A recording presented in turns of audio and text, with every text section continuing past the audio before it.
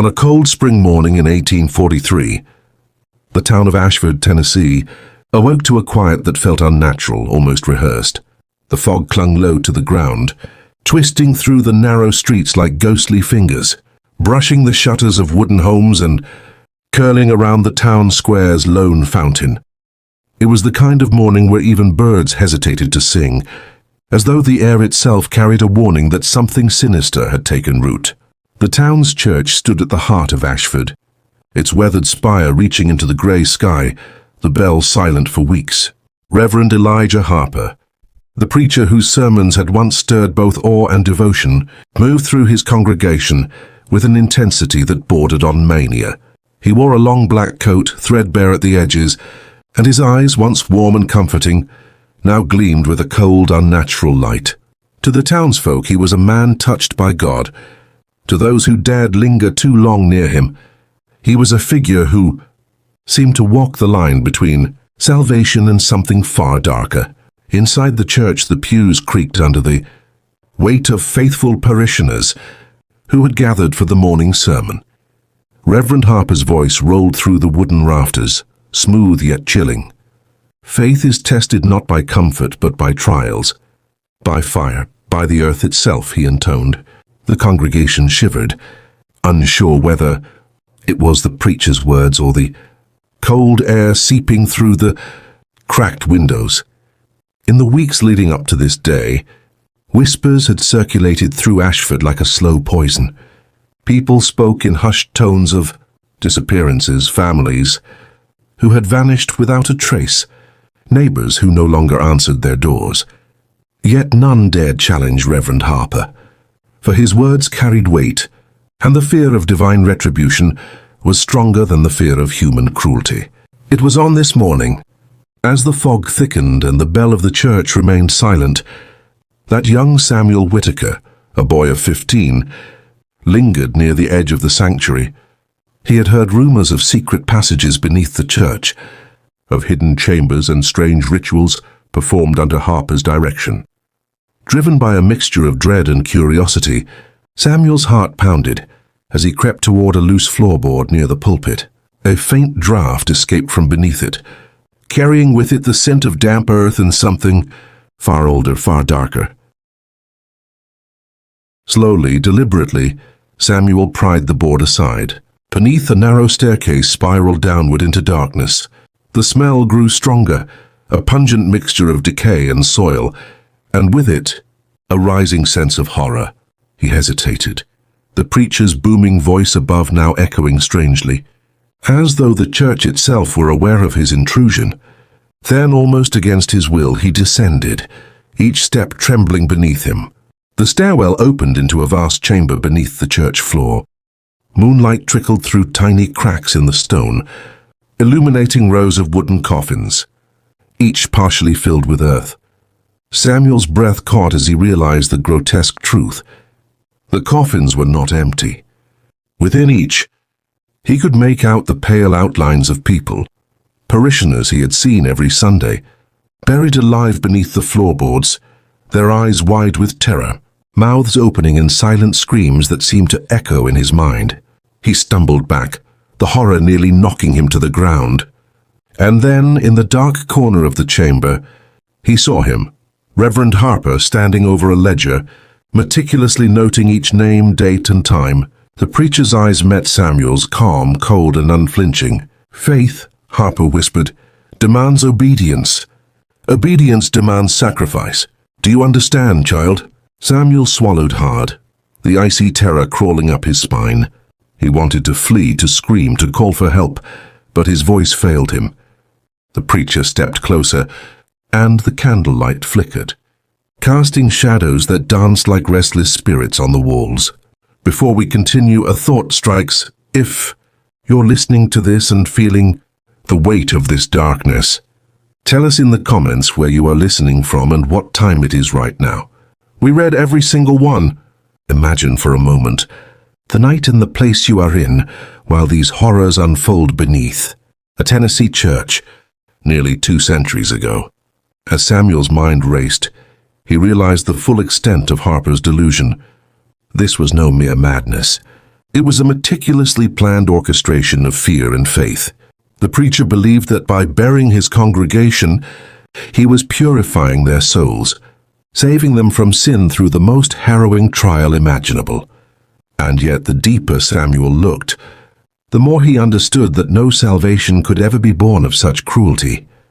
Samuel's feet trembled as he backed away from the horrific scene, yet something in him, a mix of curiosity, fear, and disbelief, propelled him to take a closer look. The ledger Harper clutched was open to a page filled with names, each accompanied by precise dates and cryptic notations. The ink seemed almost fresh, as though the preacher had been writing until moments ago, documenting the suffering he believed was holy. The coffins, now revealed fully in the dim candlelight, contained men, women, and children. Their eyes, wide and unblinking, followed Samuel as he moved. Dust floated in the air, disturbed by the boy's movements, swirling like tiny specters above the earth. Some of the parishioners were shaking weakly, their breath shallow and rapid, producing soft moans that were barely audible, but relentless in their terror. Samuel's mind struggled to comprehend how Harper had accomplished this without anyone noticing. The church above seemed ordinary, even welcoming. The pews, the pulpit, the stained glass windows, everything appeared sacred, routine, untouched by horror. Yet beneath the floorboards lay a meticulously engineered tomb, a labyrinthine chamber designed for one purpose: to exact Harper's warped notion of divine judgment. Harper stepped closer, his voice low but commanding. Every soul must face trial. Every sin must meet reckoning. You see, Samuel, faith is a burden, and burdens are heavy. These people will rise pure when they leave the earth. Samuel's mind screamed for escape, but he noticed something that chilled him even further. Tiny holes in the coffins, carefully drilled to allow the victims to breathe. It was both a mercy and a trap. The parishioners were alive, but trapped in claustrophobic prisons of wood and dirt, forced to confront their mortality and Harper's devotion to his visio. The boy's gaze fell upon a small girl near the corner, her golden hair matted with dirt and tears streaking her face. She tried to reach out to Samuel, but the coffin's walls were solid. "Please, help me," she whispered, her voice weak and trembling. The plea tore at Samuel's heart, but Harper's presence made him hesitate. Any sudden move could trigger the preacher's wrath. And in this chamber, Harper held all the power. He realized he had to think carefully. There was no physical strength that could save them, only cunning, patience, and perhaps a hint of luck. The boy's mind raced, calculating how he could outsmart the man who believed himself an instrument of divine justice. And yet, in that moment of terror, Samuel paused and glanced at the ceiling of the chamber. Tiny cracks allowed faint streaks of daylight to filter in, illuminating motes of dust that glimmered like fragments of forgotten hope. He thought about the townsfolk above, oblivious to the horrors beneath their feet, and an idea began to form. If he could reach the hidden staircase without alerting Harper, he might be able to find help, perhaps even alert the town to the darkness that festered beneath the church for months, if not years. As he considered his next move, Harper knelt beside the ledger, flipping the pages with deliberate care. Each name, each date was part of a larger plan, a twisted tapestry of control and punishment. "They will understand soon," Harper murmured to himself, a faint smile curling his lips. "They will understand the weight of faith, the meaning of true devotion." For Samuel, understanding Harper's mind was less important than survival. The boy crept closer to the staircase, careful not to disturb the dust or the fragile coffins. Every step felt like an eternity, every shadow a potential threat. The preacher was methodical, patient, yet Samuel could sense that the tension in Harper's movements was almost imperceptible, like a predator sensing its prey. Before we move further, take a moment. Wherever you are listening, imagine the chilling darkness, the muffled moans beneath the church floor, and the silence that masks horrors from history. Tell us in the comments what state and town you're listening from right now, and the time of day. We read every single one, and it's fascinating to see how far this story of the past reaches into your present. Samuel reached the bottom of the staircase and placed a hand on the cool stone wall, steadying himself. He knew that once he began ascending, Harper's attention could snap to him in an instant. The boy drew a deep breath and, summoning every ounce of courage, began the slow climb toward the church above, praying that he could warn the town before it was too late. Above him the fog still lingered, heavy and unnatural, as though the earth itself sought to guard Harper's secret. And somewhere in the distance, a dog barked, a sound that seemed impossibly loud in the silence of Ashford, a reminder that life and normalcy still existed beyond the chamber, and perhaps still a chance to stop the horror from spreading further. Samuel's heart pounded as he ascended the narrow, winding staircase. Each step seemed louder than the last, echoing through the hidden chamber beneath, the church like a drumbeat of impending doom. He could feel Harper's presence lingering in the darkness below, silent yet all-consuming, as if the preacher could sense every movement through some unnatural intuition. Finally, Samuel emerged through a trapdoor disguised beneath the pulpit. The church above appeared ordinary once more, the polished wooden pews, the fading murals of saints on the walls, the stained glass windows diffusing golden light into the dusty interior. But to Samuel everything seemed grotesquely calm, as if the building itself were holding its breath, hiding the unspeakable horrors beneath its floor. Samuel knew he couldn't act alone. He needed the townsfolk, someone who could raise the alarm before Harper completed whatever final ritual he had planned. The town of Ashford was just over the hill, sleepy and unsuspecting, oblivious to the secret horror lying beneath their place of worship. Samuel ran through the streets, his legs pumping with adrenaline, his mind racing with terror and urgency. As he reached the town square, the early morning fog clung to the cobblestones like spectral fingers.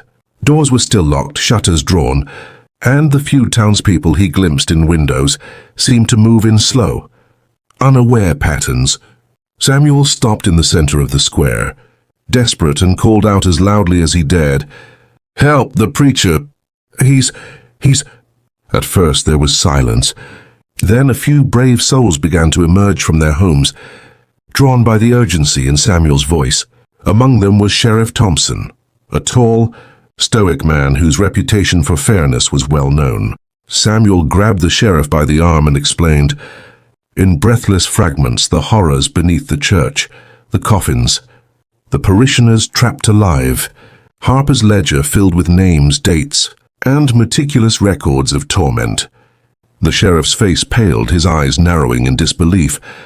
This cannot be true," he muttered. But something in Samuel's demeanor, the intensity, the terror, compelled him to act. By the time the first light of dawn began filtering through the fog, a small group of townspeople had gathered, torches in hand, ready to confront the unimaginable secret hidden beneath their sanctuary. Meanwhile, Harper moved quietly through the hidden chambers, unaware that Samuel had escaped. The preacher sensed a disturbance, a subtle shift in the air, a whisper of intrusion, but he dismissed it as nothing more than the restless spirits he claimed to communicate with.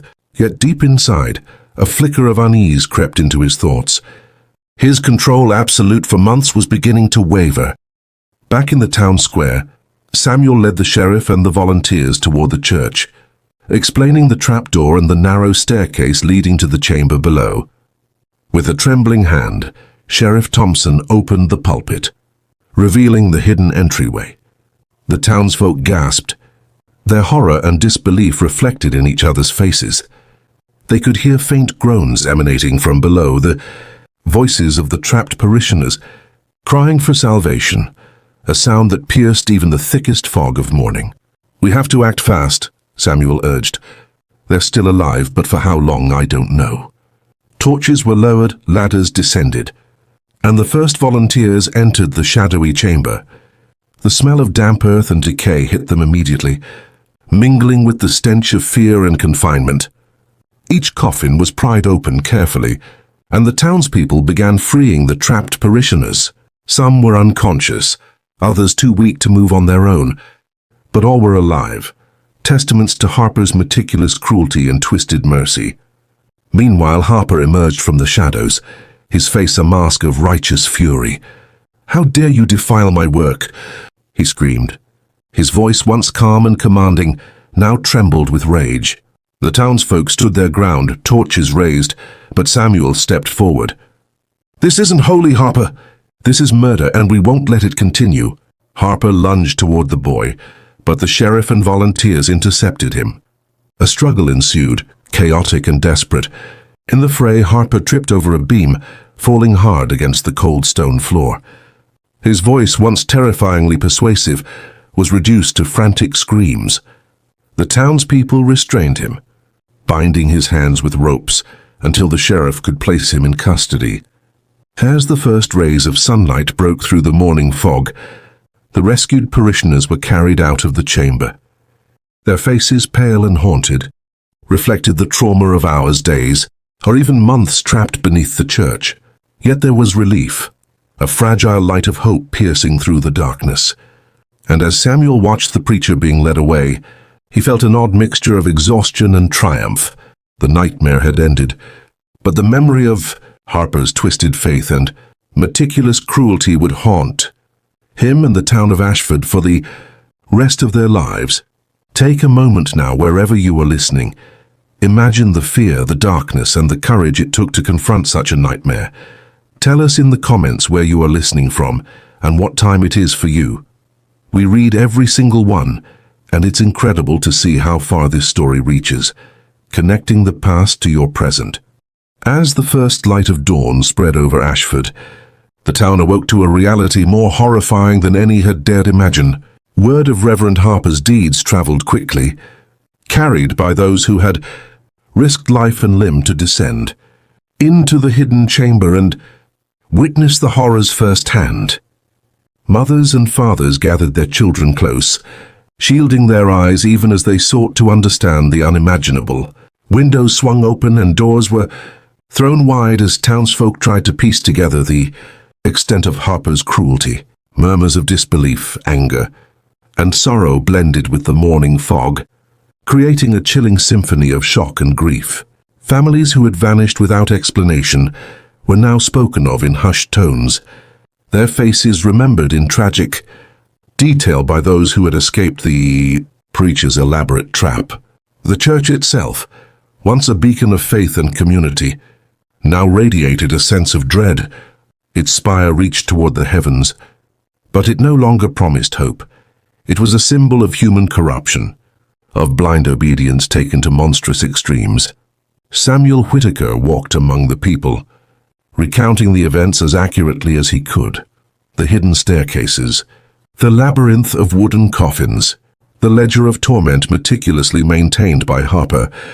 He described the faces of those trapped below, the unblinking eyes, the muffled cries, and the lingering scent of earth and decay. Each detail sent shivers down the spines of his listeners. The townsfolk grappled with their own complacency, realizing how easily they had been lulled into trust, how little they had questioned the man who claimed divine authority. Yet even amid despair, the seed of resilience began to sprout. "We will not let fear govern our lives," Samuel urged. "We will ensure that such darkness is never again allowed to fester in our community. And as you listen, wherever you are, consider the vigilance required to confront evil in your own world." Share your location and current hour in the comments below, connecting with others who are experiencing this tale across time and space. The courthouse of Ashford, a simple yet imposing timber and stone structure, became the center of the town's collective focus. Crowds gathered outside long before the trial began, the atmosphere thick with anticipation and tension. Inside, the walls seemed to absorb the murmurs, the gasps and the uneasy shuffling of feet, amplifying the gravity of what was to come. Reverend Harper was led in, his once commanding presence diminished to a man small and fragile in the eyes of those he had deceived. Yet even in chains, he carried himself with a twisted dignity, as if the weight of his crimes were a crown of righteousness rather than a mark of guilt. Witnesses recounted in painstaking detail the horrors they had survived. Children confined in narrow wooden coffins, families trapped beneath the church, the exacting records Harper had kept. Each account layered the narrative of cruelty, obsession and distorted faith, painting a picture that was both vivid and incomprehensible. Harper's own testimony, when prompted by the judge, was chilling in its calm precision. He spoke of divine purpose, of purification through trial, of obedience as the highest virtue. Yet the courtroom, far from being swayed, absorbed his words with growing horror. Samuel Whitaker was present throughout, documenting every expression, every nuance, every subtle indication of the town's shifting perception of the man who had nearly destroyed them all. As the jury deliberated, the townspeople were left to grapple with the complexity of justice, morality, and human vulnerability. Harper's meticulous records had provided a terrifying clarity to his actions, leaving no room for doubt. And as you absorb this, wherever you are listening, consider the weight of accountability in your own life, the vigilance needed to protect the vulnerable. Share your location and the hour you are hearing this story in the comments. After the courtroom emptied and Harper was led away, Samuel returned to the now silent church. Dust hung in the air like frozen particles of memory, the faint scent of earth still lingering from the hidden chambers. He approached Harper's private collection of journals and records with a mixture of dread and fascination. Bound in worn leather, the books exuded the heavy smell of time, of paper touched by countless hands, and of secrets too dark to see the light of day. Samuel carefully opened the first volume. Each page revealed the depth of Harper's obsession, detailed diagrams of the subterranean coffins, names of families scheduled for divine trials, specific dates and times for the orchestrated burials, and instructions for maintaining secrecy. Samuel's eyes widened as he realized that the preacher's meticulous notes were more than madness. They were a blueprint for terror. Harper had considered every eventuality, from ventilation holes in the coffins to psychological manipulations, ensuring compliance. It was a cruel fusion of devotion and calculation, a testament to a mind both brilliant and unhinged. Yet among the obsessive details, Samuel found marginal notes, fleeting signs of doubt, faint scribbles questioning the morality of his actions. They hinted at a conscience struggling against the weight of fanaticism. Samuel understood that the story of Harper's deeds was not just about Ashford. It was a mirror reflecting humanity's capacity for both cruelty and courage. And as you listen, imagine holding such knowledge in your hands and consider the consequences of unchecked obsession. Share your location and the hour in the comments, connecting with others who are experiencing this tale globally. The sentencing of Reverend Harper marked the beginning of Ashford's long and arduous journey toward recovery. Life imprisonment ensured he could harm no more, but the scars left on the town and its people were indelible. Survivors of the hidden chambers faced the monumental task of reclaiming their lives, piecing together fragments of normalcy from the terror they had endured. Families struggled to rebuild routines, to trust neighbors again, to quiet the shadows that lingered in their homes and minds. Samuel became a constant presence, offering guidance, recounting events, and preserving the memory of those lost and those saved. The church, once a symbol of faith and terror, was dismantled brick by brick, its stones repurposed, a tangible act of healing, a community's declaration that darkness would no longer dominate their shared space. Over time, the narrative of Ashford transformed. Tragedy became lesson, despair became resolve, and fear gave way to unity. Communities learned the importance of vigilance, of questioning authority, and of collective courage. And as you absorb this wherever you are, consider how resilience is forged in the aftermath of horror. Share your location and current hour in the comments, linking your experience to listeners worldwide. Years passed, and Ashford slowly regained its equilibrium. Streets that had once been shrouded in fog now saw sunlight streaming over cobblestones, reflecting the strength and perseverance of the townsfolk.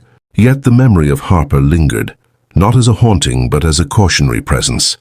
Samuel, older and wiser, walked the hills surrounding the church site, contemplating the depth of human courage and the fragility of blind faith. He reflected on how easily authority can be manipulated, how ordinary individuals can fall prey to charisma and fear, and how the smallest acts of bravery can change the course of history. The town's recovery became a testament to resilience and the power of collective action. Memorials were erected, stories were passed to the next generation, and the lessons learned were etched into the community's consciousness. And as you listen, consider your own environment. How do you recognize authority, protect the vulnerable, and confront darkness when it appears? Share your location and the hour you are hearing this story in the comments, connecting your experience to a global audience. Ashford, now decades removed from the terror of Reverend Harper, stood as a living monument to courage, vigilance, and humanity's capacity for recovery.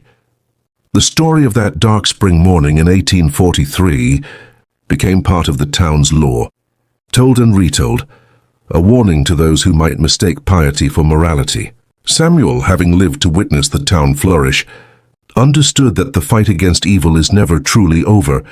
It requires awareness, courage, and the willingness to act even when fear looms large. The legacy of the preacher's deeds endured as both a lesson and a testament.